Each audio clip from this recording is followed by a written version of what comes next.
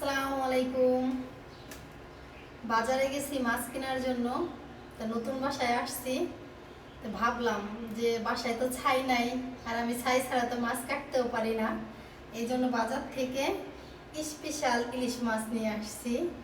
মাছের সাইজ কিন্তু বেশি বড় না, তাও কিন্তু অনেক দাম এই মাছগুলার। আমি তো মহিলা মানুষ, গেছি বাজারে, আজ পর্যন্ত এমন মাছ কেনা আমার হয় নাই। তো দেখলাম দুইটা মুরব্বি কিনতেছে, ভালোই। তারা জিজ্ঞাসা করলাম, কাকা কত করে কিনলেন? বলে 350 করে। পরে তাদের কাছ থেকে দাম জেনে তারপরে সেই মাছ কিনে নিয়েছিলাম আমি।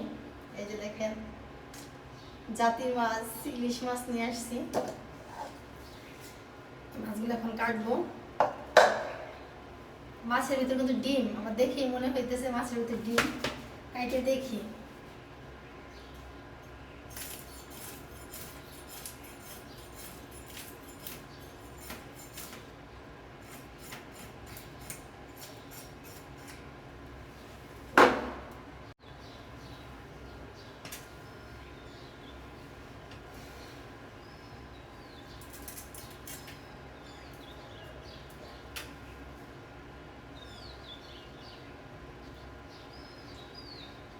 বিসমিল্লাহর নাম নিয়ে এখন কাইটে দেখি ভিতরে মাছ আছে কিনা।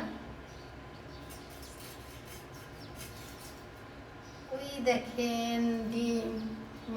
ভুল বলছি তখন, যে বিসমিল্লাহর নাম নিয়ে কাইটে দেখি ভিতরে মাছ আছে কিনা। বলবো যে ডিম আছে কিনা, ভুল বলে ফেলাইছি। এই দেখেন ডিম, দেখছেন? এই যে দেখেই বুঝতে পারছি এটা ওদের ডিম হবে। এই প্রত্যেকটার ভিতরে ডিম হবে, দেখেই বোঝা যাইতেছে।